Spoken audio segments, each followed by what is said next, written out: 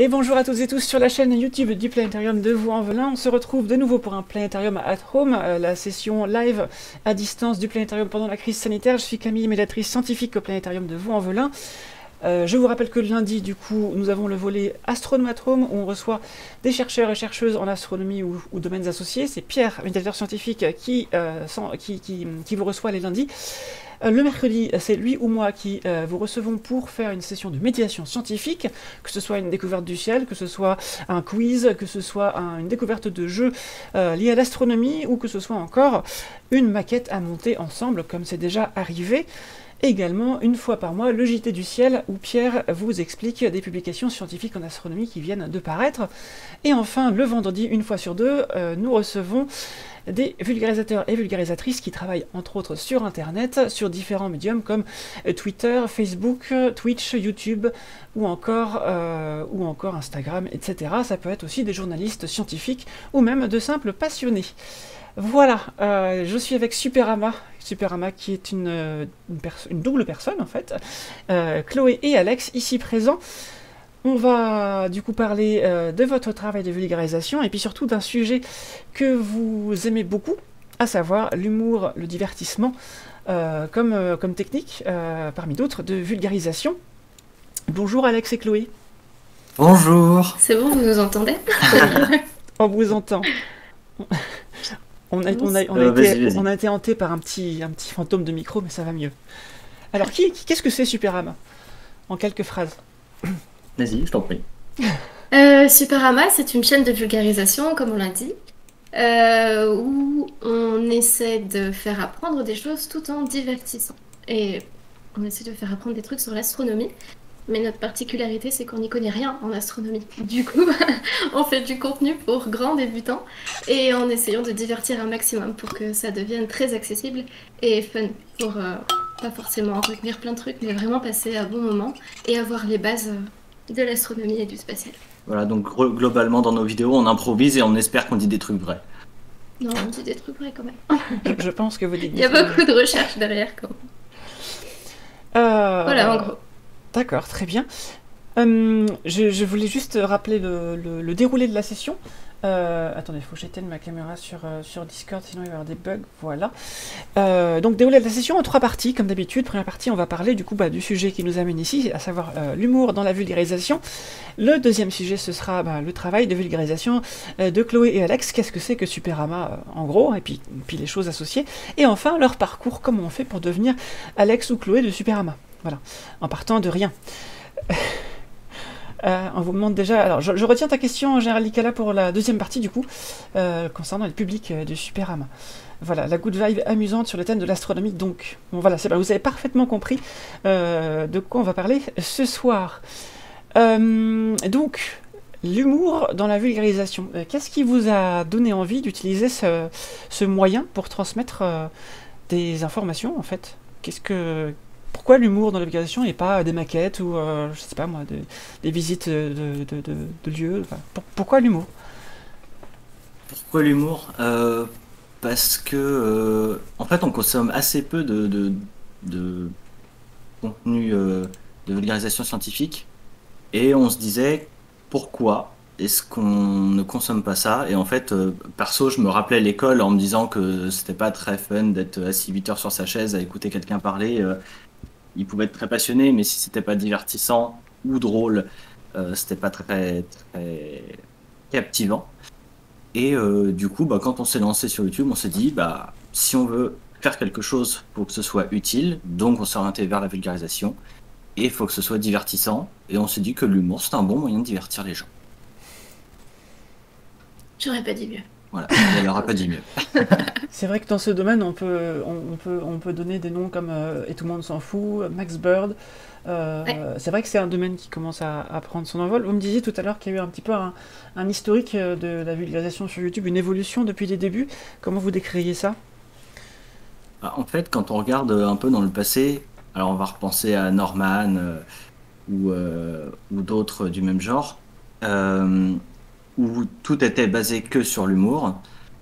Et petit à petit, on a commencé, peut-être même en parallèle de Norman et d'autres, avoir des des gens qui étaient passionnés de science, de plein de sujets très intéressants et, euh, et qui le restituaient tel qu'ils l'apprenaient, etc. Et c'était un très bon départ. Mais c'est un public, mais le public a été très compliqué à venir chercher. Alors il y en a qui ont réussi, comme y penser, comme Mhm. Astronogeek et d'autres. Euh, et aujourd'hui, on voit que ça se développe de plus en plus. La vulgarisation est vraiment en train d'exploser. Et donc on s'est dit, nous, débarquer là-dedans, qu'est-ce qu'on peut faire le plus? Et c'est là qu'on s'est concentré un peu plus sur l'humour. Donc on passe beaucoup plus de temps à écrire nos textes en essayant de les traiter pour qu'ils soient, pour qu'il y ait de la mise en scène, pour qu'ils soient drôles, Mhm. etc. Sans aller creuser plus le contenu. Il y a y penser par exemple va très en profondeur dans le contenu et parfois même c'est très difficile pour un novice de comprendre ce qu'il raconte. Donc nous on s'est dit quitte à quitte à faire apprendre des choses aux gens, on va survoler les sujets, d'autant plus qu'on n'est pas scientifique, donc voilà. Et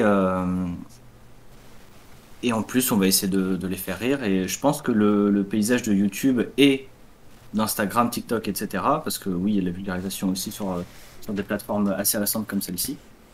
Elles tendent de plus en plus à de la mise en scène, à du rythme plus poussé, etc. Voilà. C'est ça. Et on s'est aussi tourné vers le format court pour pouvoir le rendre encore plus accessible et pas décourager des vidéos de 30 à 40 minutes.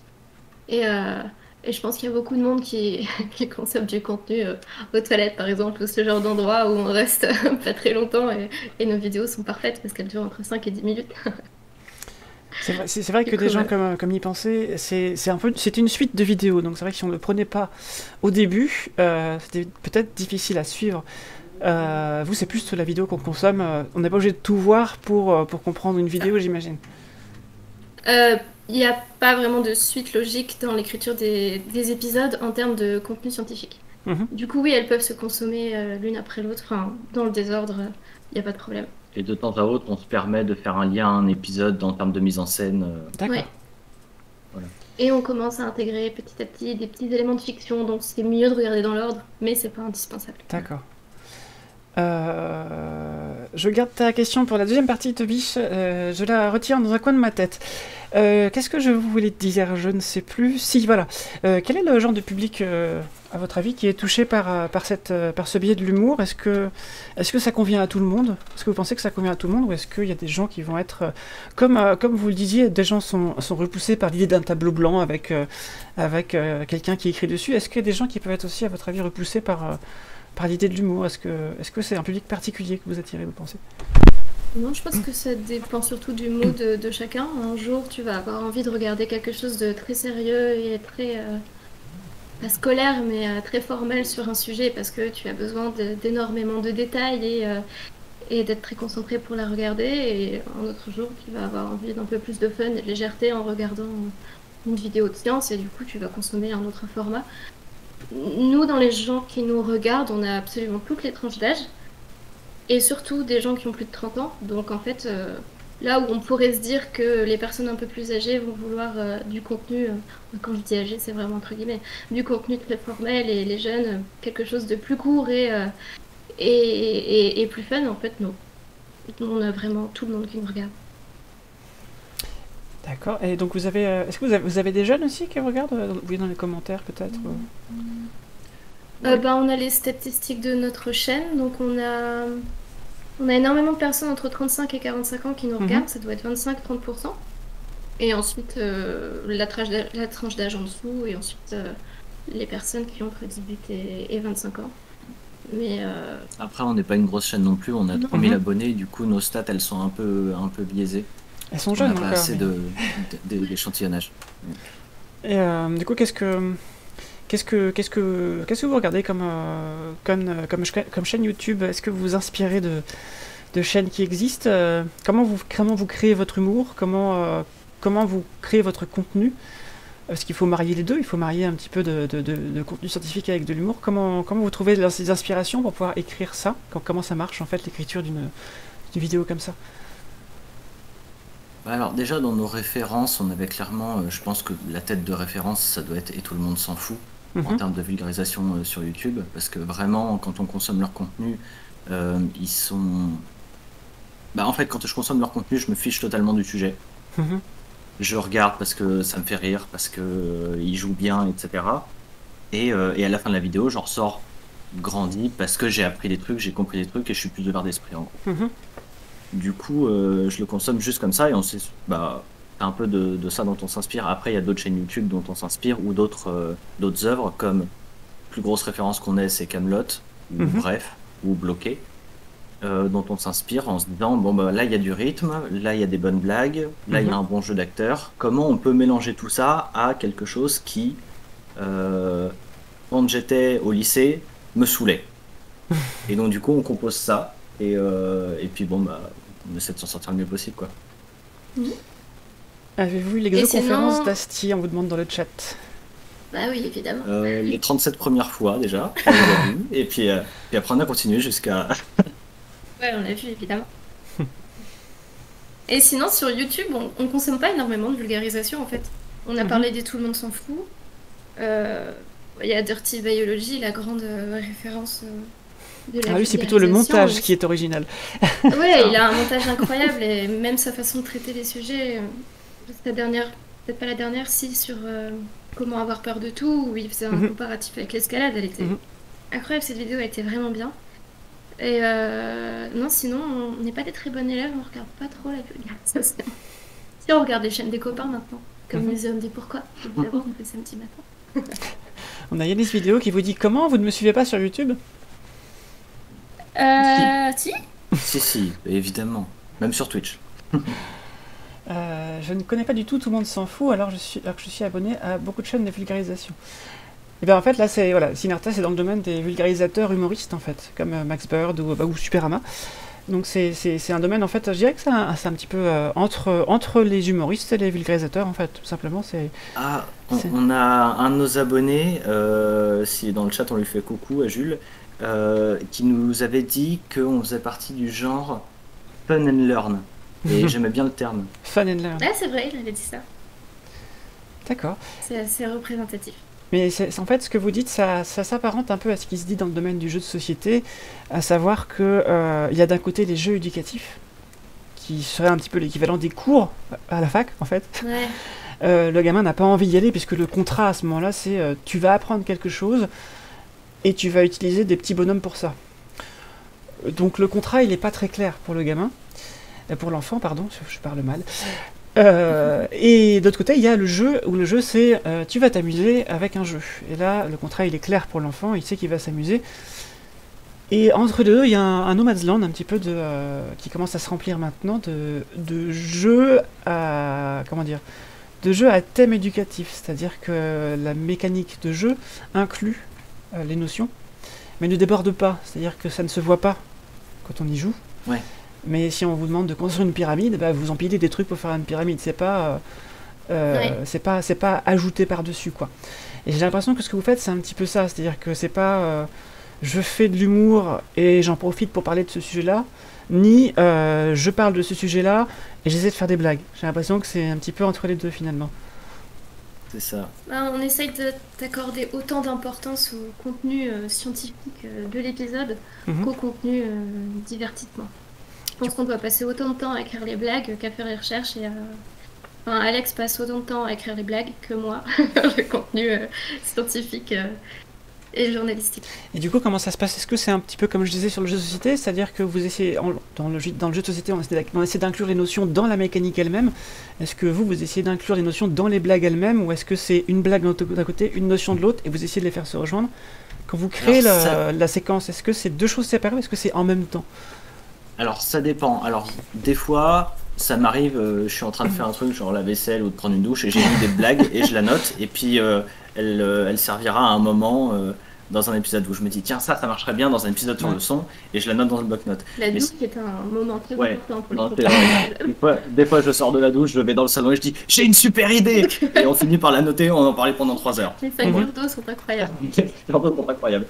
Mais On a des bonnes blagues. Mais du coup, globalement, Chloé choisit le sujet Mhm. Genre, j'ai même pas de regard là-dessus. Elle choisit tous ses sujets dans l'ordre Mhm. qu'elle veut, etc. Elle fait ses recherches. Mhm. Elle fait une première passe de dialogue, de mise en scène Mhm. et de pré-blague. C'est bien le terme pré-blague. Ouais, c'est du prêt à réchauffer. Et ensuite, elle me refile le texte. Et moi, j'essaie de me dire, est-ce qu'il y a un truc drôle à trouver dans ce passage? Si oui, je le note. Sinon, je passe à autre chose et j'attends que l'idée me vienne, soit à l'écriture plus tard, soit directement sur le tournage, soit Mhm. même carrément au montage des fois. D'accord. Donc c'est vrai, oui, c'est vrai Ouais, qu'en fait, il y a des blagues qui peuvent passer par le montage. C'est ça. Et il y a beaucoup d'improvisation aussi. Puis Des fois, il a des illuminations sur le tournage, du coup ça prend des heures et il faut réessayer. Ouais, puis même des fois, on écrit une blague, on l'écrit sur le papier et on est mort de rire tellement elle est drôle. On la tourne, ça ne marche pas. On la remonte, ça remarche. On ne comprend pas, ça n'a pas de sens. Donc voilà. Et justement, est-ce que toutes vos blagues sont bien reçues par les gens qui vous suivent? Est-ce qu'il y en a qui marchent, d'autres qui marchent pas? Vous avez déjà pu tester ça? Ouais, alors d'ailleurs, il n'y a pas très longtemps, on a eu un commentaire qui disait 50% d'informations, 50% de digression, c'est lourd, hein. Et ça nous a fait trop rire. C'était l'épisode où tu parlais de l'impression des paquets de crêpes. Non, mais, ouais, l'impression des quoi? Il comparait l'expansion de l'univers Avec l'impression des paquets de classe. Bref, ça l'impression de paquets de crêpes. D'accord. n'avait aucun sens. J'ai fait une digression de 30 secondes, bref. Mais du coup, oui, il y a des blagues qui sont très mal reçues ou des épisodes qui. Il y a des gens qui trouvent très lourd l'humour parce qu'ils veulent de la vulgarisation. Bon, ils sont deux à avoir pas aimé, ça va. Ils sont, oui, évidemment, mais ils sont inclus dans le truc. Et il y en a d'autres. Et j'ai perdu la suite de ma phrase, c'est dingue. Ah oui, et si, il y a d'autres blagues où quand on sort un épisode, il y a une blague, elle Mhm. marche chez 20 personnes. Et ils nous en parlent en commentaire, en message privé, etc. Et ils nous en reparlent même 10 épisodes après, c'est incroyable. Et du coup, est-ce que vous arrivez à faire passer beaucoup de notions par l'humour dans une vidéo? Parce que j'ai l'impression que vos confrères et consoeurs qui font un peu ce genre de choses ne choisissent que quelques notions pour la vidéo. Est-ce qu'on peut faire passer autant de choses que sur une vidéo d'y penser avec de l'humour, ou est-ce qu'il faut restreindre à l'essentiel? Bah, Faire un gros nettoyage Ouais. de choix de ce qu'on va dire, quitte à évincer certains sujets parce que Mhm. ce serait trop compliqué d'aller dans le détail. Et de toute façon, on n'a pas vocation à aller dans le détail. Nous, Mhm. on est là en pré-information et ensuite, si les personnes veulent avoir plus d'infos, elles peuvent aller chez Hugo Lisoire, par exemple.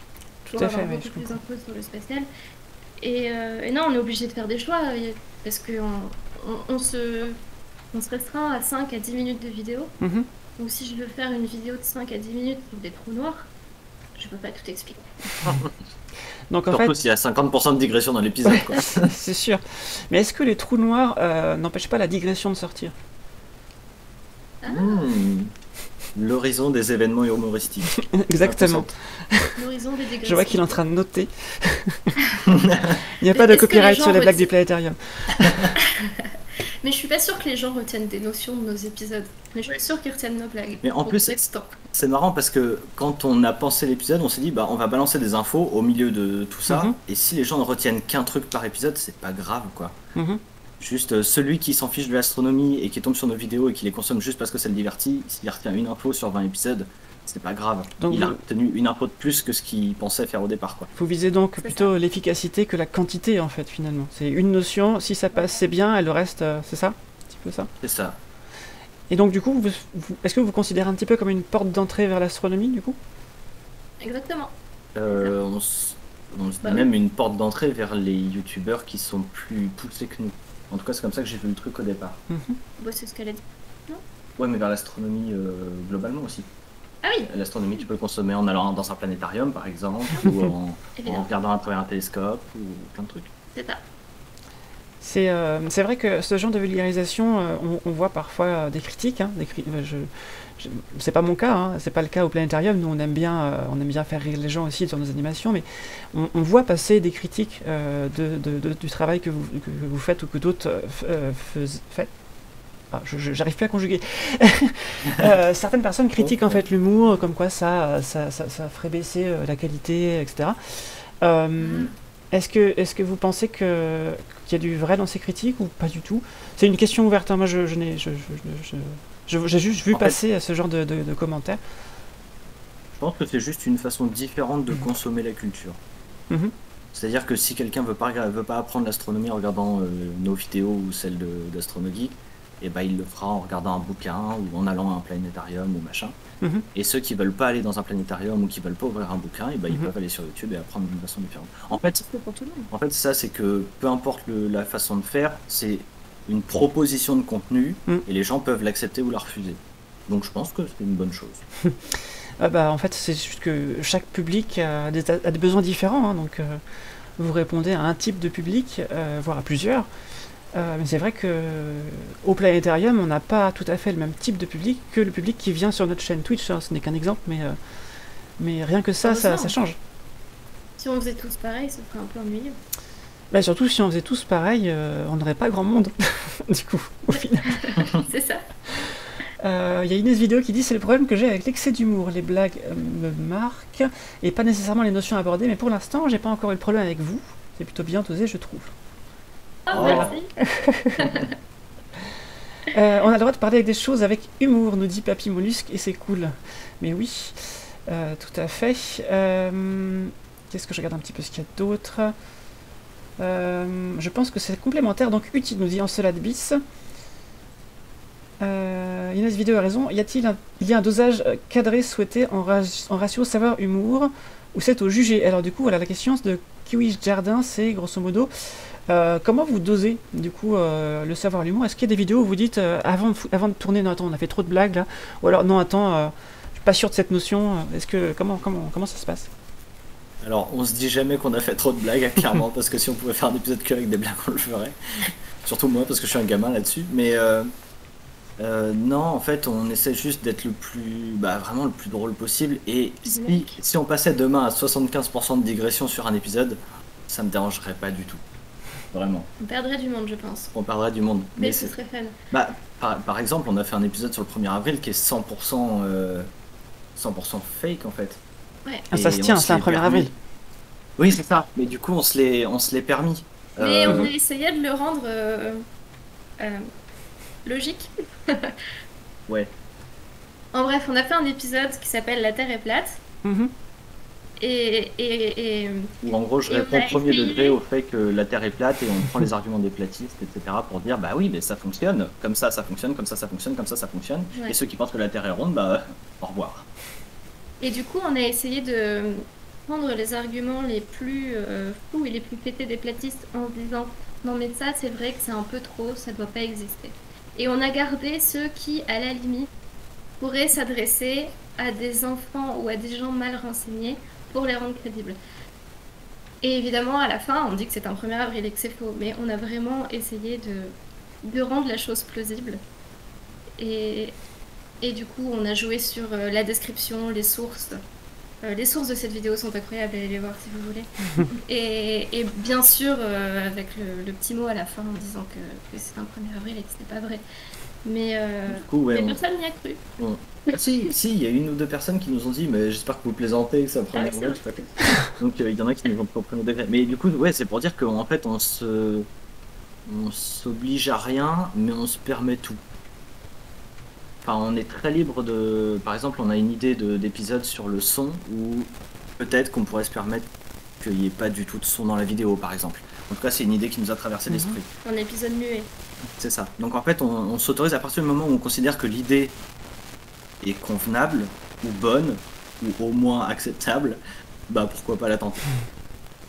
Donc pour le 1er avril de l'an prochain, vous allez faire une vidéo super sérieuse avec un tableau et une craie, c'est ça? Alors, on a déjà une idée pour l'épisode de l'an prochain, mais on ne sait On a pas. besoin d'un million d'abonnés. On a besoin d'un million d'abonnés. Sinon, ça D'accord. marche pas. Voilà, donc il va falloir nous aider et vous abonner.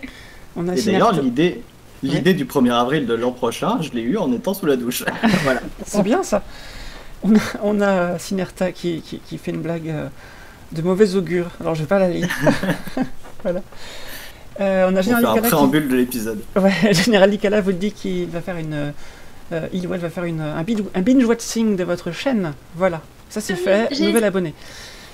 J'ai essayé de lui répondre et j'ai fail.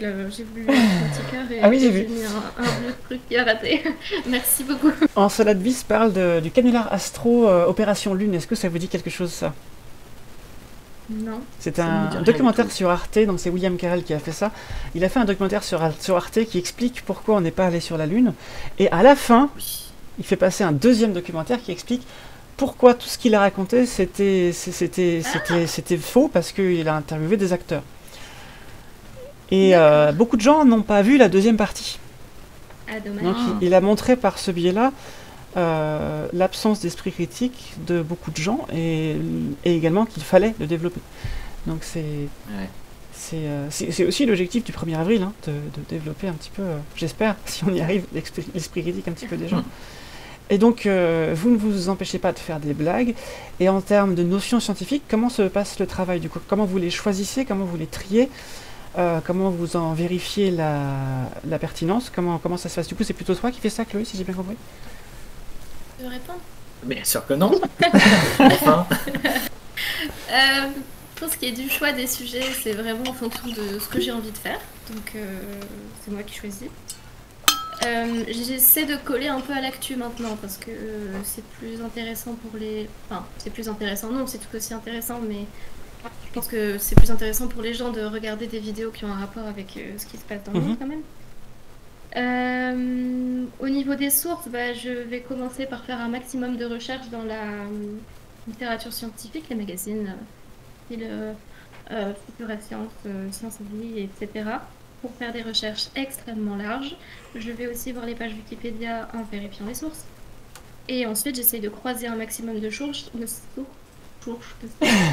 et de rentrer dans le détail via des conférences ou des articles scientifiques. D'accord. Voilà. Donc il faut croiser les sources, mais pas les effluves, il paraît.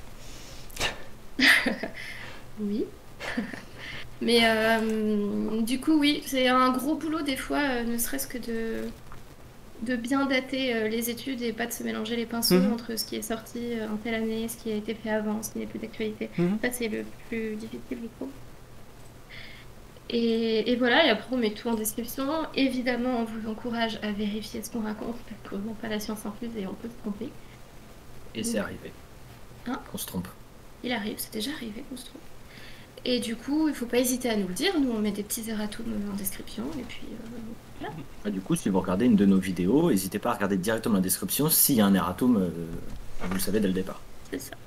Je le répète à chaque fois, à chaque invité, je crois, mais les médiateurs, vulgarisateurs et vulgarisatrices et médiatrices qui disent qu'ils ne savent pas, très important. En termes de confiance, je trouve ça très important, et mes collègues le font aussi au Planétarium, parce que il vaut mieux dire qu'on ne sait pas plutôt que de raconter des bêtises exprès pour son ego personnel, puisque si un jour ça se sait, le public ne vous fait plus confiance. Donc c'est important aussi que le public puisse se dire ok, cette personne ne sait pas forcément tout, mais elle m'aide à le savoir en fait. Voilà. Et ça c'est important. Je pense que c'est très important, et d'autant plus si vous faites des vidéos comment dire, en surface avec de l'humour. Que vous puissiez dire ça c'est de l'humour pur, ça c'est vrai, etc. Je pense que c'est très très bien en effet. Nous, on se permet même ça. On a fait une foire aux questions en début d'année sur notre chaîne, et dans cette foire aux questions on dit que on n'est pas des spécialistes, etc. Et quand on a sorti la bande-annonce de cette foire aux questions, que tu as quelque part, que tu as sélectionné tout à l'heure, je pensais l'afficher quand on passera à la deuxième partie. Ah d'accord. Et du coup justement on dit dans ce teaser qu'on ne sait rien, et en fait c'est un teaser qui dit on est nul, on ne sert à rien, on n'y connaît rien, et c'est censé vendre notre vidéo quoi. Et ça a très bien marché, donc même ne rien savoir permet de faire de l'humour. Et aussi dans nos épisodes on s'applique à bien préciser que quand c'est une théorie, que c'en est une, qu'elle peut évoluer. Beaucoup de conditionnels quand on parle, que c'est une explication parmi d'autres. Voilà, quand on parle des théories de la fin de l'univers, on ne fait pas un parti pris à la fin en disant « Ah, c'est celle-là qu'on préfère, c'est celle-là qui va arriver ». Non, aujourd'hui, il y a plusieurs scénarios, il y en a un qui marche mieux, mais c'est susceptible d'évoluer et on les présente. Et des fois, on essaye aussi de... comme tu disais, on fait du conditionnel, mais des fois, on oublie de faire du conditionnel, ou alors ça nous paraît évident que c'est du conditionnel, mais on ne le formule pas de la bonne façon, etc. Mais c'est difficile de tout mettre au conditionnel et de tout expliquer comme étant une théorie et tout ça. Des fois on oublie, des fois c'est une confusion de bonne foi, etc. Et on nous le signale dans les commentaires, ce qui est normal. Est-ce que vous avez l'impression qu'en fait vous faites les recherches que les gens n'ont pas le temps de faire et vous leur expliquez avec humour? Du coup, est-ce que c'est un petit peu ça? on fait aussi les recherches que les gens n'auraient pas fait. Oui, Parce qu'il y a beaucoup de personnes qui tout à n'auraient fait. pas regardé. Enfin, on a des amis qui regardent nos vidéos, mais l'astronomie, à première vue, c'est pas ce qui les passionne. Mhm. Mais comme on fait des vannes et puis ils nous connaissent, ils regardent et ça leur plaît et du coup ils apprennent des trucs. C'est C'est cool. vrai, hein, que, comme dit la tronche en biais, un autre vulgarisateur, il y a les fake news, les fausses nouvelles, et il y a les ghost news, les nouvelles que l'on n'aura jamais, parce que par plein de facteurs sociaux et de préférences intellectuelles, eh bien, ça n'arrivera jamais devant nous. Donc c'est important aussi d'avoir des gens comme vous qui allaient, même si vous n'êtes pas des experts, qui allaient gratter un petit peu ce que les gens n'ont pas le temps ou ne pensent pas aller gratter. C'est effectivement très important.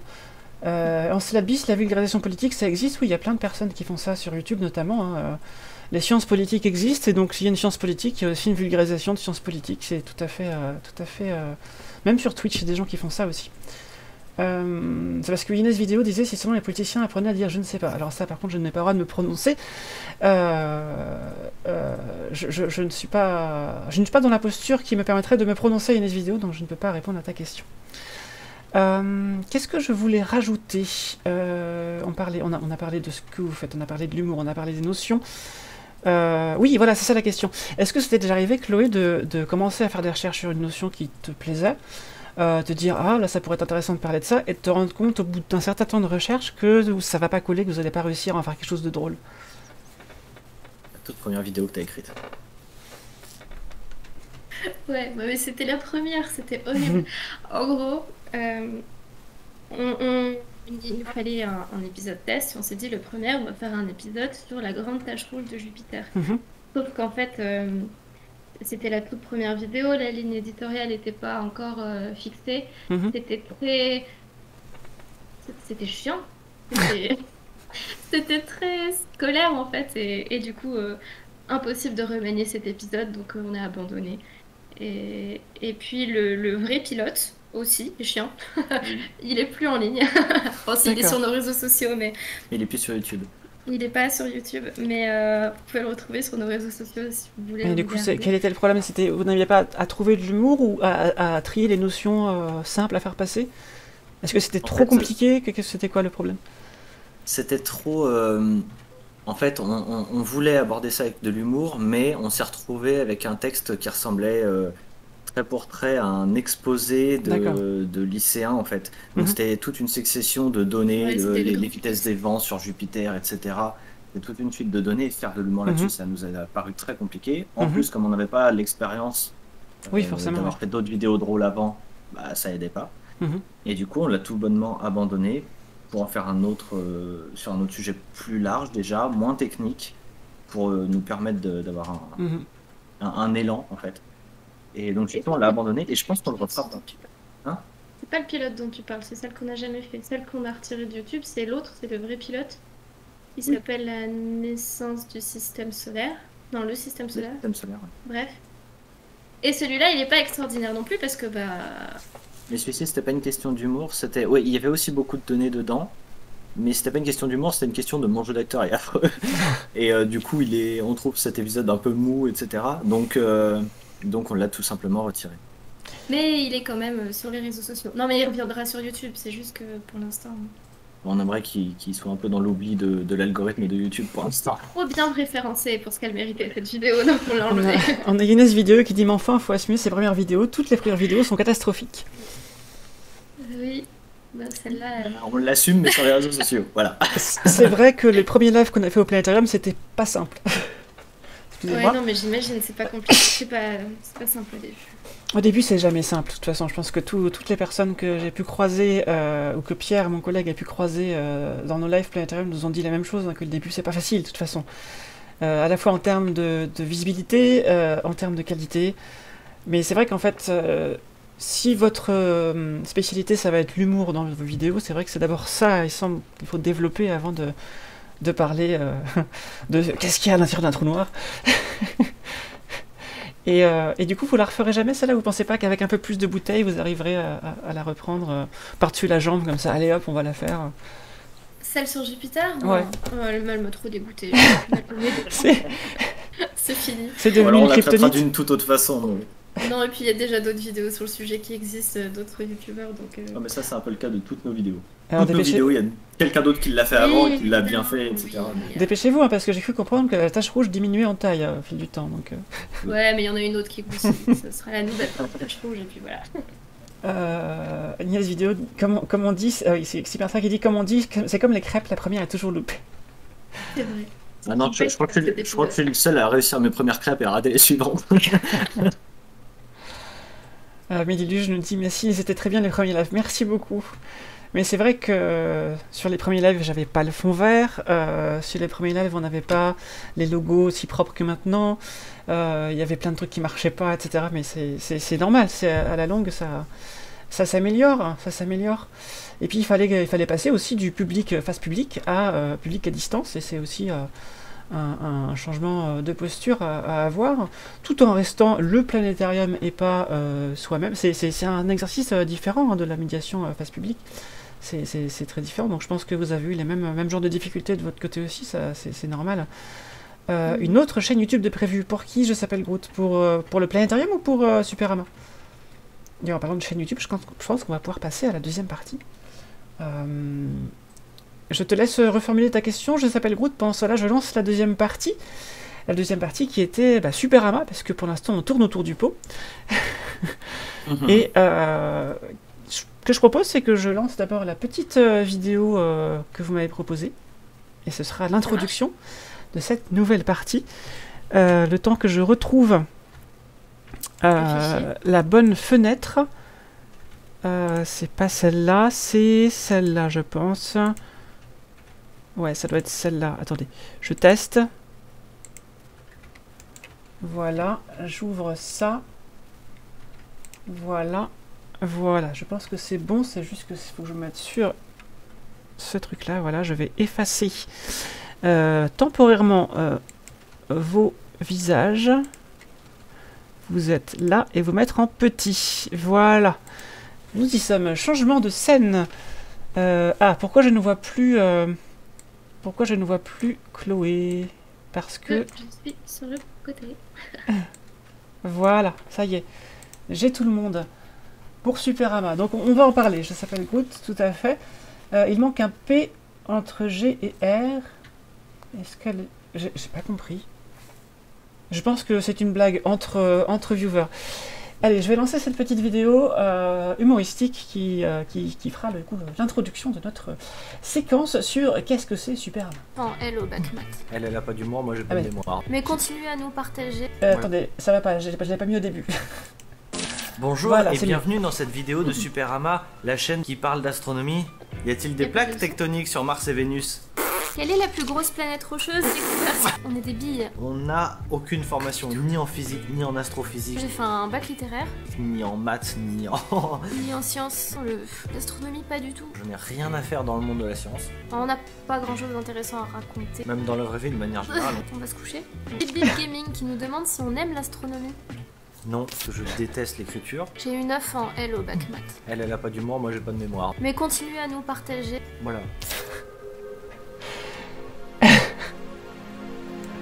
Voilà. Et donc c'était une introduction en mode anti-héros. C'est totalement ça.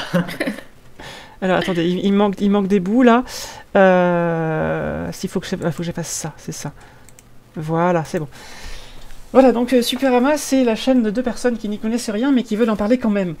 Et qui en parlent consciencieusement, d'après ce qu'on a compris dans toute cette première partie. Consciencieusement, mais avec humour. Humoristiquement, ça n'existe pas, ça, je crois pas. Oui. Ça existe? Sinon, on peut dire que ça existe. Du coup, ça existe. De toute façon, c'est On l'usage. résout les problèmes. Les linguistes nous disent que c'est l'usage qui fait la langue, de toute façon. Voilà. Alors Superama, qu'est-ce que c'est? Superama, Superama c'est une chaîne YouTube. Je vais la mettre, je vais vous remettre en petit et je vais remettre votre chaîne YouTube en grand, qui est ici normalement, je pense. Voilà, hop. Et comme ça, vous pouvez nous parler un petit peu, une petite introduction de ce que c'est que Superama, puis après on va aller un peu plus dans le détail, bien sûr. Donc voilà, là je suis sur la chaîne YouTube de Superama. Je vois qu'il y a des vidéos. Qu'est-ce que c'est? Je vois qu'il y a des titres. Là déjà en haut il y a notre nom, juste en dessous il y a le compteur d'abonnés mais il n'est pas assez élevé donc abonnez-vous. Je Sinon, on vais va te pas dire- pouvoir faire notre 1er avril en 2021. Vraiment, on aimerait beaucoup le faire. Voilà, je vous mets le lien vers la chaîne, Oui. comme ça c'est fait. Alors je vois que vous faites... comment ou du coup... est-ce que les sujets que tu choisis pour la chaîne sont en lien ou pas du tout? Est-ce que d'un épisode à l'autre, il y a un petit lien? Est-ce que ça suit quand même une trame générale? Comme sur une série avec un scénario par épisode et un grand scénario sur l'ensemble de la saison. Est-ce que dans peut-être la mise en scène, il y a quelque chose qui se suit? Comment ça se passe? Qu'est-ce qu'il faut que je choisisse si j'arrive là et je veux voir une vidéo? Laquelle tu conseilles, Chloé? Alors, Ou Alex. le au pif marche très bien. Ouais. Mais en gros, on va, en fait, par faute de moyens et de temps, on peut pas intégrer énormément de fiction dedans avec une trame globale sur toute une saison, mais c'est un truc qu'on aimerait faire. Parce qu'il y a une histoire derrière ces personnages, elle existe, Mhm. mais elle ne transpire pas pour l'instant. Mais du coup, elle est en préparation, et si un jour on a et des gens qui nous suivent et du budget, etc., on aimerait développer cette idée-là. Mhm. Mais pour l'instant, on ne peut pas le faire. Donc pour l'instant, les noms, enfin les épisodes ont des numéros, mais ils sont seulement là pour dire la première, c'est celle qui a tellement de bonne Mhm. qualité. La dernière, c'est vraiment le mieux. D'accord. Mais ça n'a pas d'autre fonction pour l'instant. Le vrai enchaînement qu'on ait fait aujourd'hui, c'est entre le dernier épisode qui est sorti et celui qui sort dimanche. Mhm. Il y a un lien entre les deux épisodes. Donc entre Ouais. Voyager de God Record, c'est ça? Et, ouais, et Celle-ci celui qui sortira dimanche, du coup. C'est ça, qui sera sur Betty et Barney Hill. D'accord. Voilà. Eh ben, je ne les connais pas, figurez-vous. Ce sont des Américains qui disent avoir été abductés, enlevés par des Mmh. extraterrestres. D'accord. Avez-vous Voilà. entendu parler de cette hypothèse qui expliquerait que les gens qui ont l'impression d'avoir été abductés ont en fait une sorte de syndrome post-traumatique d'un réveil pendant une opération? Vous avez entendu parler Ah. de ça? Faudrait qu'on en parle dans une vidéo qui sort dimanche. J'ai cru que t'allais spoiler notre épisode. Ah non, non, j'aurais pu le faire par mégarde, hein, mais, mais c'est vrai que c'est En une des gros- hypothèses avancées. Ouais. Dans l'épisode qui sort dimanche, on parle de ça et on explique les potentielles D'accord. vraies raisons derrière ces abductions. Voilà. D'accord. Mais on n'en dit pas plus, après les gens vont pas regarder. Sachant que abduction, c'est aussi un terme médical qui veut dire tout à fait autre chose. Et je ne sais plus, il faut que je le retrouve, c'est important. Une abduction. Aux abducteurs. Oui, je crois. Hein. Abducteurs C'est quand on t'enlève les abducteurs. Quoi Hein Personne ne peut Abduction, comprendre. c'est le mouvement qui écarte un membre ou un organe sur le côté. Voilà, Yes. c'est ça. Et l'induction, Ouais, c'est c'est ce que l'inverse, j'ai du dit. coup. Voilà.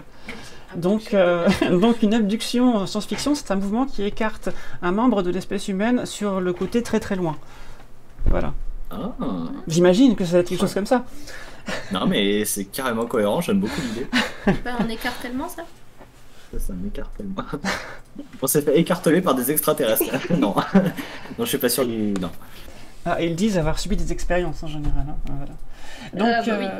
voilà, je vois que vous avez aussi des collaborations, notamment avec Marie de la boîte à curiosité. Est-ce que c'était la première collaboration ou est-ce que vous en avez d'autres Non. prévues? En fait, c'est. La On a première, eu la- c'était avec le Muséum des Muséum des Pourquoi. Pourquoi. Il est dans le chat, ce soir.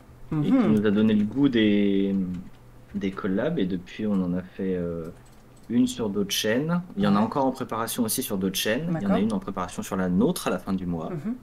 Très grosse collaboration avec, on le dit, on l'a déjà dit, Oui. avec Astronogeek, Mhm. voilà, tout simplement. Et voilà. Donc on adore les collabs et on en a prévu aussi déjà pour l'an prochain. D'accord. Et on n'a pas encore demandé aux gens, donc On n'a pas encore demandé. il faudra pas qu'on oublie de leur demander. Par exemple, Thomas Pesquet n'est pas encore au courant qu'on lui a demandé une collab. Mais du coup, faudra qu'on lui demande. Si Il y a- vous avez son numéro, on est preneur. Alors, on a Brute qui s'est déjà mis sur ce terrain, qui a fait une parodie de Thomas Pesquet dans la Ouais, station j'ai vu. spatiale. Non, mais Euh, nous, on veut le vrai. Elle est trop bien faite. Alors, c'est là que je vais vous poser toutes les questions qui concernaient votre chaîne, qui sont passées depuis tout à l'heure. Je remonte un petit peu. Pom, pom, pom. C'était quand? Voilà. Est-ce que le nom de Superama a un lien avec les super amas dans l'espace, nous demande Tobiche. Tu vois, j'ai gardé ta question Alors, depuis tout à elle a- l'heure et c'est comme promis, je la pose. Voilà. À la toute base, non, je vois les commentaires en même temps. À la toute base, quand on cherchait un nom, on se disait mais qu'est-ce qu'on va trouver? Il nous faut un truc qui nous plaise vraiment, qui soit impactant et tout. Et on est tombé par hasard sur le mot Superama, qui faisait référence du coup au super amas de galaxies donc dans l'espace. Et on est un peu tombé amoureux de ce mot Oui, instantanément. Et on a juste décidé d'enlever le S parce que ça faisait Superama comme la série Futurama qu'on adore, comme un diaporama, etc. Enfin bref, du grec orama qui veut dire montrer, ou je sais plus. Euh, je sais plus, je l'ai noté. Puis il y a plein de mots à faire avec Superama, c'est vachement pratique. Alors, Mhm. orama, du grec orama qui veut dire ce que l'on voit, spectacle. Et on D'accord. trouvait que c'était très cohérent avec ce qu'on voulait montrer, etc. L'aspect fictionné, l'aspect vidéo qu'on aime Mhm. beaucoup.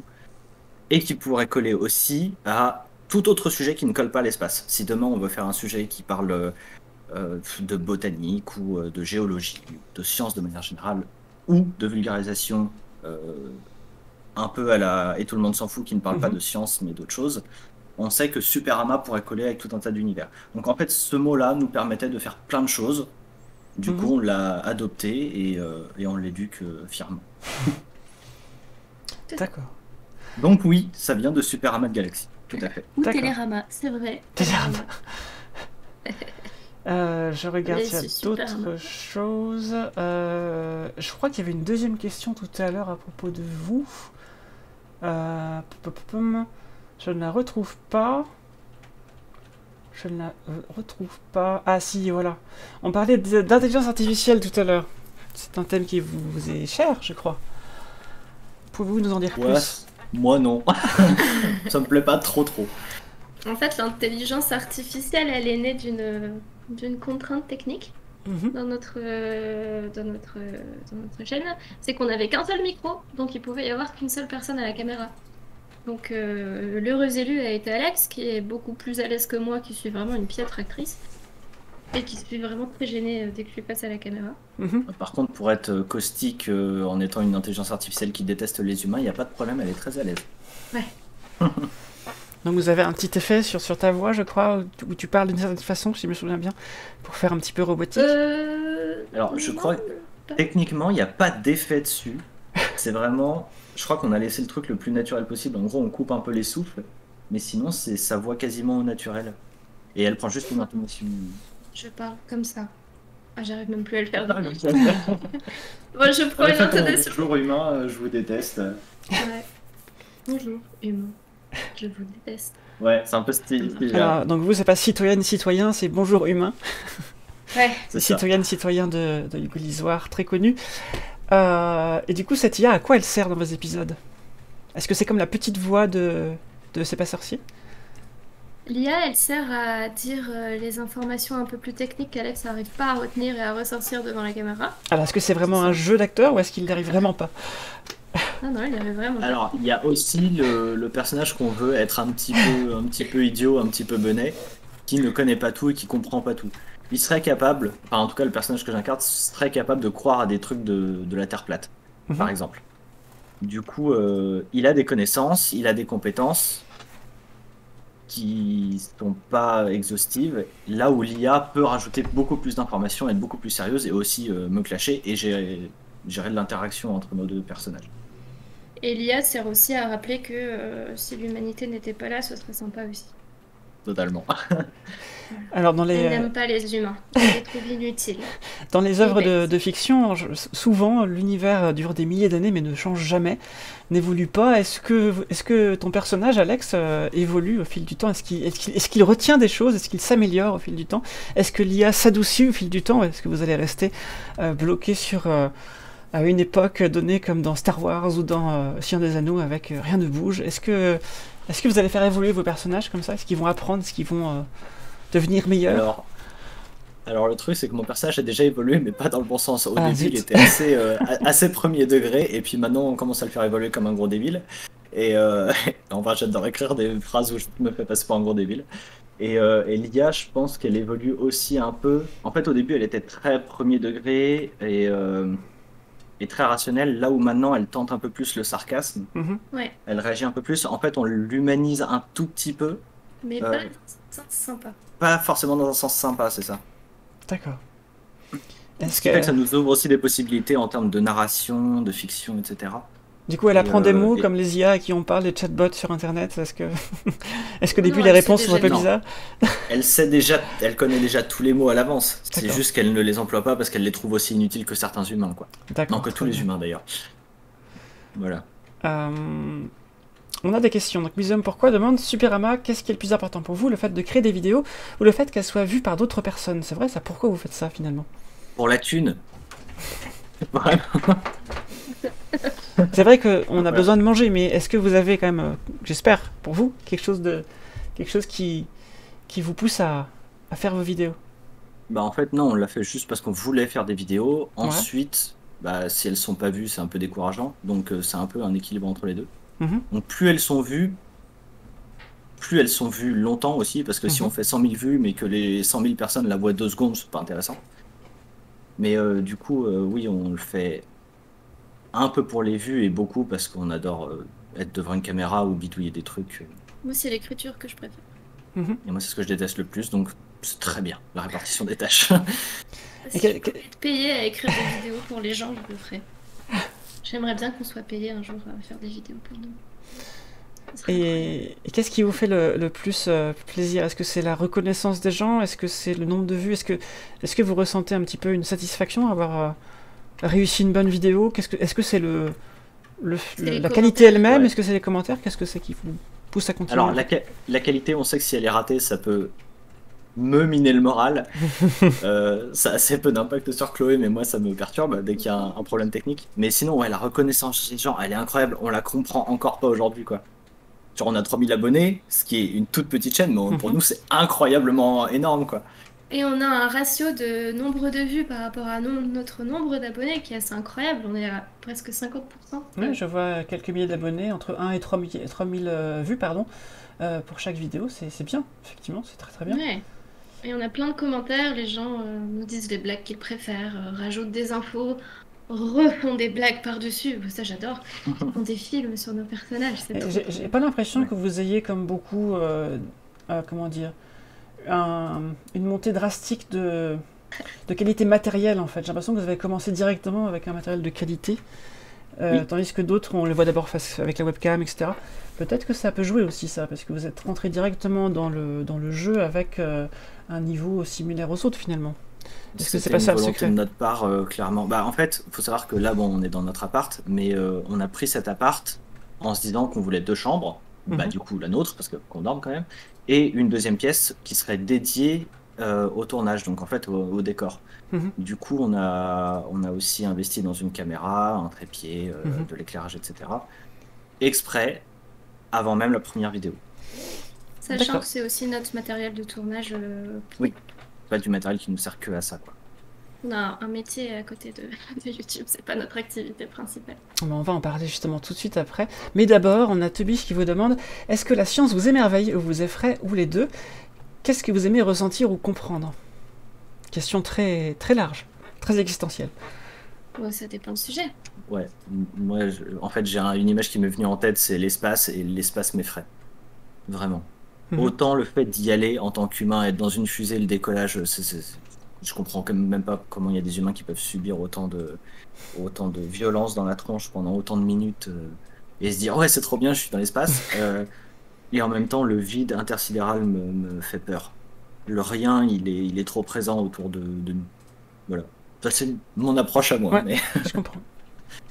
Et toi, Chloé? Et, moi, ce que je préfère, c'est la cosmologie, Mhm. l'histoire,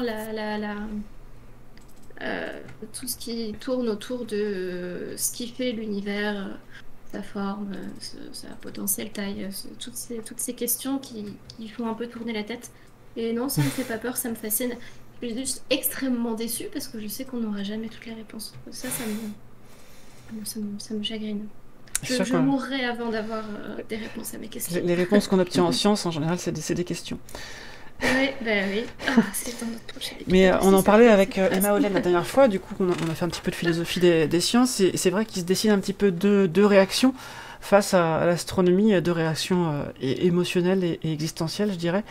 C'est la réaction du « ça me fait peur » parce que c'est très grand, et mon cerveau n'arrive pas à, comment dire, à l'envisager, tout simplement, et à trouver du repère, du sens là-dedans. Et on a aussi l'inverse qui est ah mais moi ça me rassure beaucoup de voir que je suis tout petit sur cette grosse planète perdue aux confins de l'univers. Et j'ai l'impression que vous avez les deux représentations ici entre toi Alex et toi Chloé. C'est un peu ce qui se dessine hein, quand on fait des animations en astronomie, c'est un peu les deux cas qu'on trouve assez souvent. Alors qu'en vrai, c'est plus mitigé que ça. Il y a des trucs qui nous rassurent et d'autres qui nous inquiètent. Oui, parce que là, on parlait de l'astronomie, mais après, il y a d'autres. C'est ça. Il y a d'autres sciences, bien sûr. Hein. Moi, l'astronomie me fait absolument tout relativiser. Ouais. Du coup, rien n'est vraiment très grave. Et toi, malgré la peur que ça t'inspire, Alex, ça te fait aussi relativiser? Bah ouais. Si demain il y a une étoile qui éclate, on peut rien quoi. On peut pas se défendre, c'est pas avec des bombes nucléaires ou quoi qu'on va se défendre. Donc oui, tout va bien. Si demain je rate mon train pour aller quelque part, et bah c'est pas grave quoi. Mais il faut y penser au moment où on rate son train. C'est plus compliqué. C'est ça. Je comprends très bien. Tobiche, oui désolé Tobiche, je me grattais le nez. Je n'ai rien fait d'obscène. Je ne faisais que me gratter le nez. Tout va bien. Ce sont des choses qui arrivent. Je vois qu'il y a Encelade Bis qui te compare, Chloé, à HAL 9000. Alors j'espère que tu ne vas pas laisser Alex dans le vide spatial. J'espère que ce n'est pas prévu. Je ne peux pas te laisser faire ça. Pas la référence. C'est dans quoi HAL 9000? C'est dans 2001 l'Odyssée de l'espace. Où l'intelligence artificielle empêche Dave de revenir dans le vaisseau et tente de le condamner à une mort affreuse dans le vide spatial. D'accord. Ah mais je pourrais, hein. Je pense que si tu veux des références d'intelligence artificielle pas très sympa, je pense que tu peux regarder 2001 l'Odyssée de l'espace, tu auras un très bon modèle. Je regarderai. J'aime beaucoup celle de Ex Machina. Ah ça j'ai pas vu ça par contre. Il y a des gens qui te comparaient à GLaDOS aussi tout à l'heure. De Portal. Du jeu Portal. Ah oui. Je vois. C'est plein de références. Un petit peu plus angoissante quand même celle-là. Ouais, celle-là est plus angoissante, oui, tout à fait. Qu'est-ce qu'il y a d'autre finalement, Alex a un petit côté Blaise Pascal, le silence éternel de ces espaces infinis m'effraie. Ah voilà, merci d'avoir retrouvé la phrase. J'avais tellement cette phrase en tête quand je l'ai prononcée tout à l'heure. Moi je pensais à Don't Go Gentle into this Dark Night qu'il y avait dans Interstellar. Je sais pas comment traduire ça en français. Ne t'aventure pas imprudemment dans cette nuit noire, quelque chose comme ça. Oui. C'est le vieux scientifique qui dit ça à la jeune scientifique, la fille de Cooper, c'est ça, je crois. Murphy. Ouais, voilà. Qu'est-ce que je vois d'autre Non, je pense que j'ai fait le tour des questions pour le... Ah si, il y avait une question très importante, mais ça du coup je vais m'en servir comme introduction à la séquence suivante, qui est comment on fait pour devenir Superama. Mais d'abord, je voulais vous poser quelques questions sur ce qu'il y a autour de Superama. Est-ce que vous faites d'autres projets, d'autres activités de vulgarisation en plus de Superama? Est-ce que ça déteint sur d'autres choses? Comment ça se passe? Alors, en vulgarisation, pas du tout. Non, on fait pas de choses en vulgaire. Vous êtes très court comme ouais, bien sûr. C'est vrai. Est-ce que vous êtes sur les réseaux sociaux, vous en servez donc surtout comme communication? Ouais. Au tout début, pour alimenter notre Instagram, on faisait des posts en disant bon bah voilà, l'espérance de vie du Soleil c'est ça, ou sur Jupiter il y a des vents de telle vitesse, et on faisait des petits posts comme ça. C'était plus pour alimenter notre fil Instagram. Et on a arrêté de le faire parce que c'était trop chronophage, etc. Et on s'est focus sur vraiment notre univers, donc Superama, l'humour, nos personnages, etc. Et la diffusion des nouveaux épisodes. D'accord. Sinon, non, la vulga en dehors de YouTube, on le fait pas. Déjà parce qu'on n'a pas trop le temps et qu'on n'est pas ultra compétent. D'accord. Et est-ce que je donne les liens vers vos réseaux sociaux pour quand même, ou est-ce qu'on le garde Pourquoi pas. Donc carrément. vous avez un Twitter, je crois. Oui. On a Twitter, Instagram, Facebook. Alors. Et Twitch. On a 11 abonnés sur Twitch, mais on n'a jamais fait un live. Ouais. On va que sur la chaîne des autres. Donc merci pour nos abonnés Twitch depuis tout ce temps. Mais on va s'y mettre, On va s'y mettre un jour. On va préparer des trucs. Voilà. Et donc il y a également Instagram et Facebook. Hein. Je pense que c'est le même arrobat que vous avez de toute façon. Non, on a essayé, mais je sais pas si on a réussi. Sinon, il y a tous les liens sur la page YouTube. Dans tous les cas, TikTok. D'accord. Superama Cosmos dans n'importe quel moteur de recherche, vous tombez sur. m'avez dit que vous aviez un site web aussi. Est-ce que je le mets? Alors ça, c'est notre site web qui n'est pas Superama Cosmos, c'est Superama Production qui est notre support pour créer des vidéos institutionnelles, des clips, etc. D'accord. Et du coup, oui, on peut le mettre. On peut si vous voulez, mais si vous n'habitez pas dans le nord et que vous voulez pas, enfin, vous n'avez pas besoin d'une boîte de prod. Après, si vous avez du budget, on peut traverser la planète, il n'y a pas de problème. Ouais, Donc vous avez donc une activité de production en plus de votre activité de vulgarisation. C'est ça. Parce que, bon, ok, avec 3000 abonnés, on gagne énormément d'argent sur YouTube, mais bon, on a envie de manger du caviar, donc on se permet de trouver ailleurs. Voilà, je mets le lien ici si ça vous intéresse. Et qu'est-ce que je voulais dire d'autre? Non, je pense que c'est tout ce que je voulais dire là-dessus. Si, voilà, chaîne Twitch du coup. Est-ce que vous prévoyez de faire un petit peu de live également sur cette chaîne Twitch que INSV Vidéo est offusqué de ne pas connaître? Alors, Apparemment, on a investi dans des micros qui ne fonctionnent pas.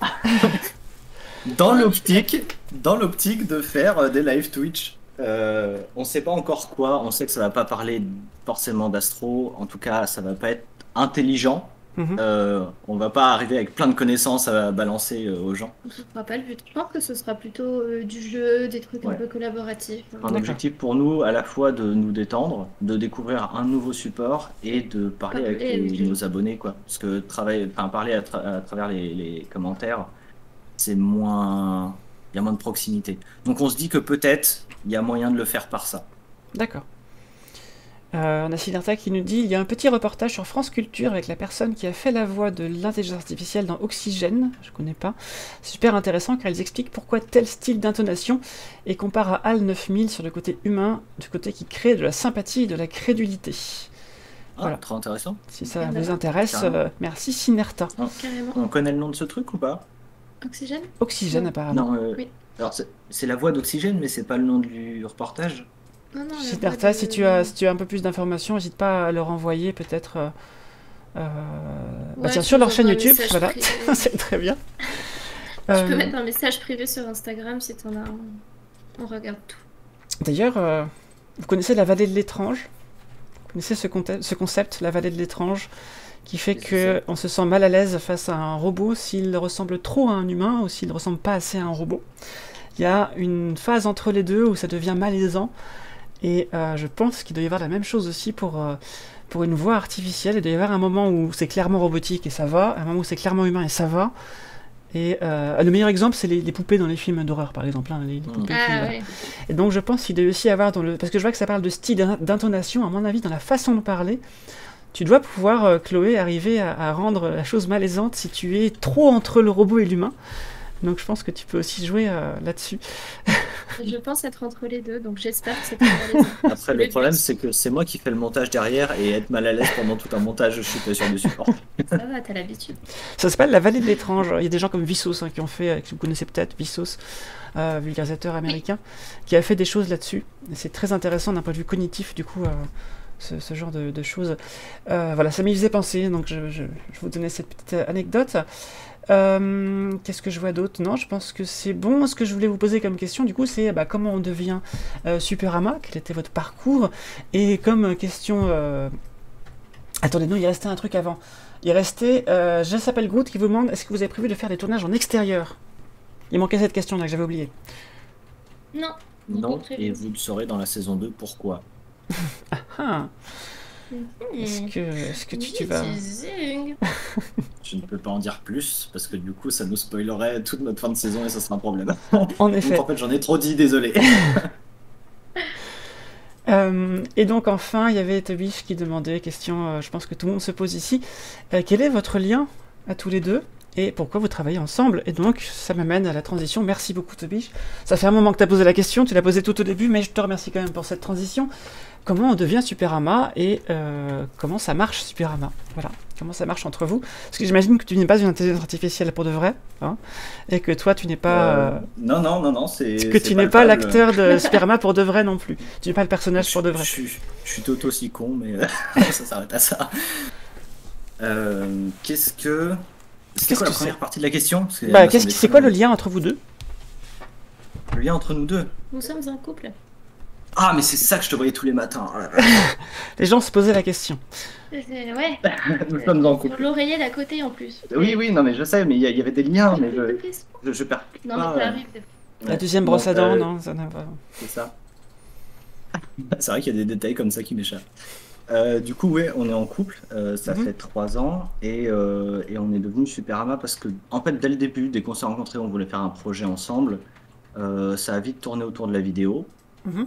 et au bout, enfin, il y a un an, on a lancé notre chaîne et un an auparavant, on s'est dit, viens, on fait un truc sur YouTube. Qu'est-ce qu'on fait? Eh ben, on aime bien l'astronomie, on va en parler. Et pendant un an à peu près, on a préparé nos supports, le logo, la carte, le planisphère en arrière-plan qu'on voit dans le décor, on l'a fait nous-mêmes. On a préparé le décor, nos ambiances colorées, notre façon de faire, nos personnages, etc. Du coup, c'est un travail ouais, de un an avant de commencer, Ouais, où on voulait travailler ensemble. Et comme on vit H24 ensemble, et bah du coup, c'est très facile de communiquer entre nous. c'est ça. Alors, du coup, vous Et disiez. Oui, vas-y, pardon, vas-y. au début, on travaillait pas ensemble. Enfin, Mhm. pour la chaîne YouTube, oui, mais notre vie pro, c'était pas ensemble. Moi, j'étais dans une boîte. Et Alex, par contre, faisait déjà de la vidéo professionnellement de son côté. Et puis, le Covid et le licenciement économique sont passés par là. Et du coup, maintenant, on travaillait deux. Voilà, dans la vidéo tous les deux. Mais je faisais déjà. Enfin, je travaillais dans la com et je faisais un peu de vidéo, donc en fait, je suis pas dépaysée dans ce qu'on fait maintenant. Et puis même avant que tu quittes ton travail, on avait déjà pour projet de travailler ensemble, au-delà de la chaîne YouTube. Ouais. Donc, voilà. Et du coup, vous disiez tout à l'heure que vous n'avez pas de bagage scientifique, que vous apprenez sur le tas, en fait. Quels sont vos parcours? Qui veut commencer? Compris. C'est vous qui décidez. Alors, moi, j'ai fait un bac littéraire. Ensuite, j'ai fait une prépa littéraire. Hippocagne et Cagne, ça s'appelle. Spécialité anglais. Ensuite, j'ai fait une école de journalisme, une école de Lille. Mhm. Et après, j'ai fait un master en communication d'entreprise. Et ensuite, j'ai travaillé dans une boîte de textile. Du coup, la science, c'était pas a priori ce que je devais faire en premier. Mais ça m'a toujours un petit peu intéressée de loin. C'est vraiment l'astronomie que j'ai toujours beaucoup aimé depuis que j'étais petite. Mhm. J'ai toujours été un petit peu allergique aux sciences, aux maths, etc. Mais ça, c'est à cause de l'école. Et moi, parce que j'étais de mauvaise foi, je voulais faire de la littérature, alors j'ai arrêté de travailler en maths pour que mon père me dise, mais oui, vas-y, va en littérature. Et tu arrives à Voilà. Mais contourner tes du coup, blocages maintenant, du coup? Tu arrives à contourner tes blocages maintenant quand tu fais des recherches? Ça va? Est-ce que tu as trouvé des techniques pour ne pas revivre ça? alors les maths, non, c'est un blocage perpétuel. Ma tête bourdonne quand il y a trop de chiffres, littéralement. Et sinon, pour le reste, les articles de sciences où il n'y a pas des graphiques partout et des chiffres, ça me va parce que je sais lire et je sais croiser les sources et rechercher les infos parce que j'ai appris à faire ça. Mais, euh, mais non, en vieillissant, on devient un peu moins con et on apprend à apprécier un peu plus qu'on n'aimait pas quand on était au collège ou au lycée.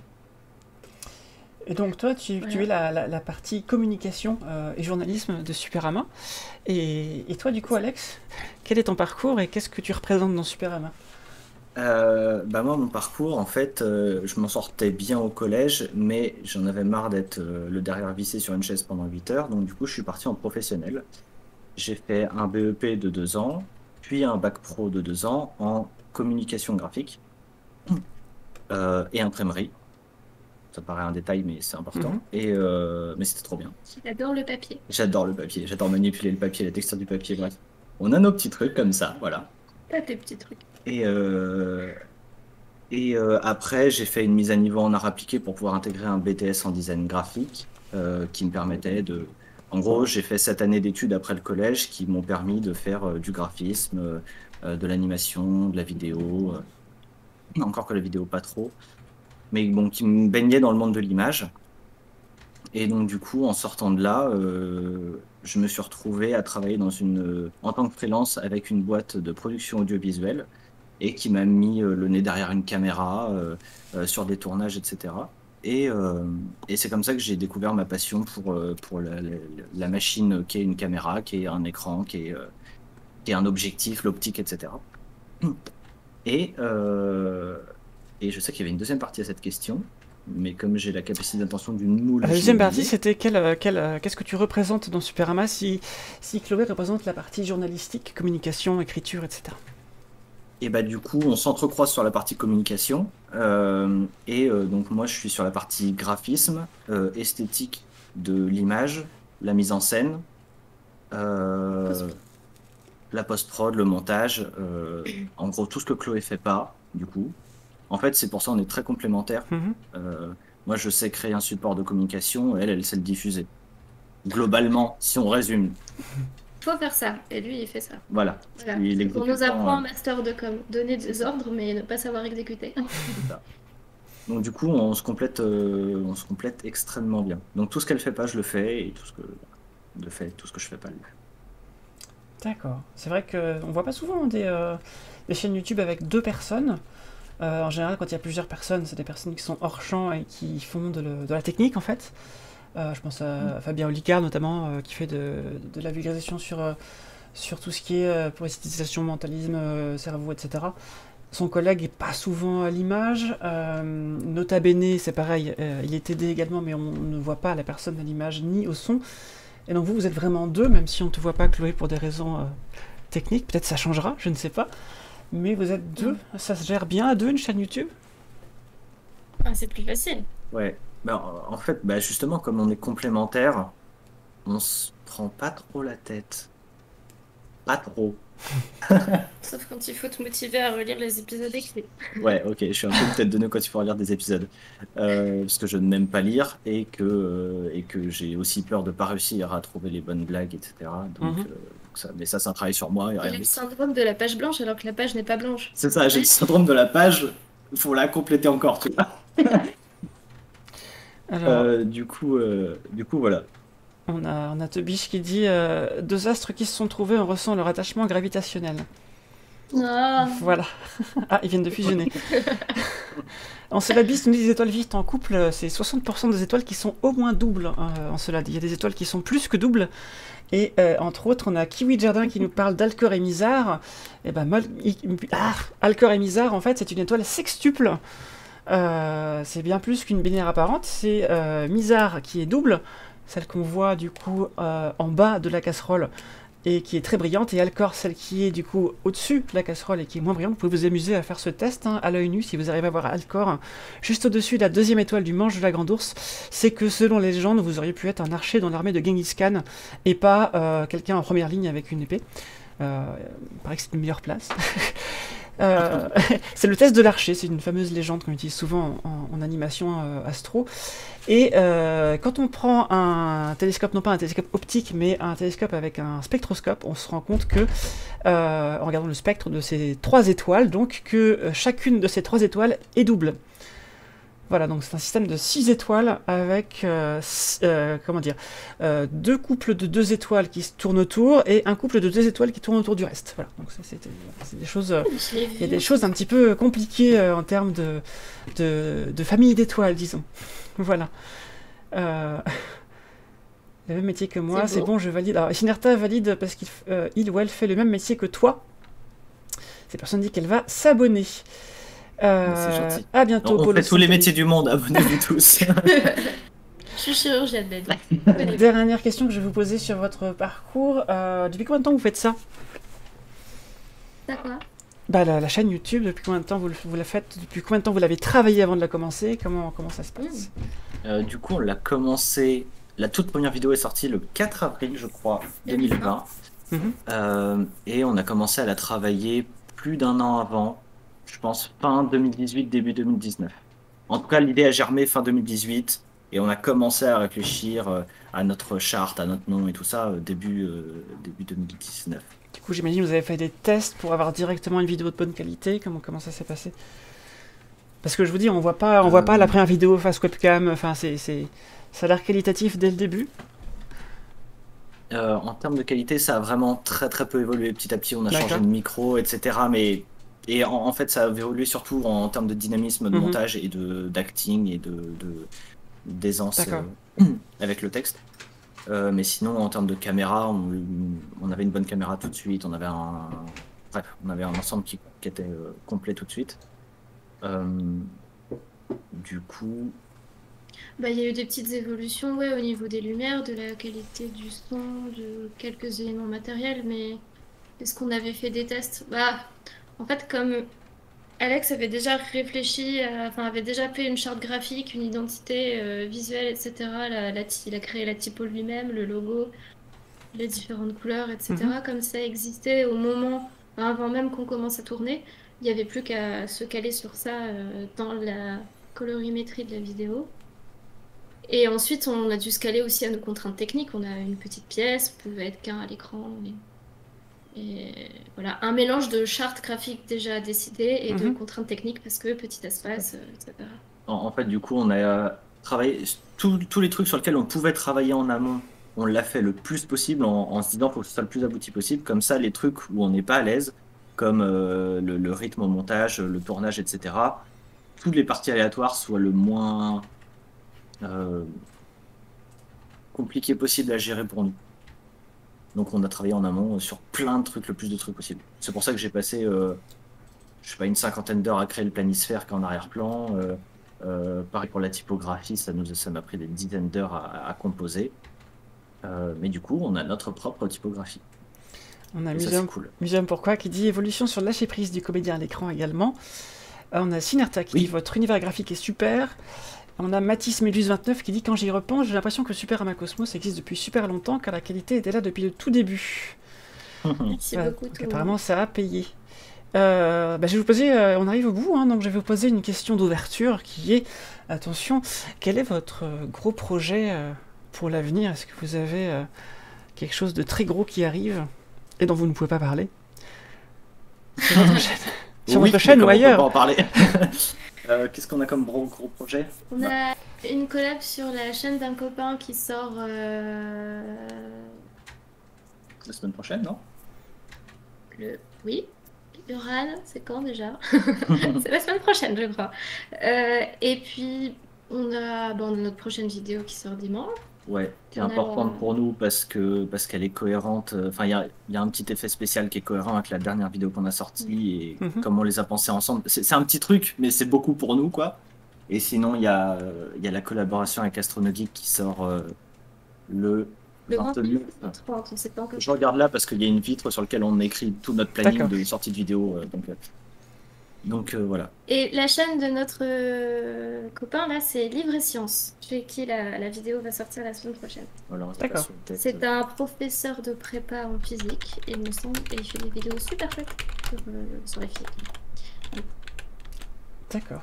Donc vous allez, Et vous allez humoriser son contenu du coup, j'imagine? Ou est-ce qu'il fait déjà de l'humour? On a essayé de. Bah, en fait, à chaque fois qu'on nous demande est-ce que vous voulez faire une vidéo avec nous ou qu'on demande à des gens s'ils veulent faire une vidéo avec nous, on essaye de mettre un peu notre patte D'accord. s'ils le veulent bien. Et puis s'ils veulent pas, bon, on le fait quand même. C'est tout. Vu que c'est déjà des blagues. Très Voilà, bien. on a ramené le côté un petit peu bené d'Alexandre dedans. Et sinon, bah, du coup, il y aura la saison 2 au mois de septembre avec des surprises, mais là, on peut pas tout dire. Ouais, apparemment ça a l'air top secret. Ouais, puis si ça se trouve, on n'aura jamais le temps de faire tout ce Ah, qu'on veut. ouais, Il y aura rien du c'est un tout. gros flop, il n'y a pas grand chose, tout le monde va s'attendre à un truc de fou, alors que pas vraiment. C'est Mais bon, voilà. la science du teasing, comme on dit. C'est ça. Eh bien écoutez, merci d'avoir été là.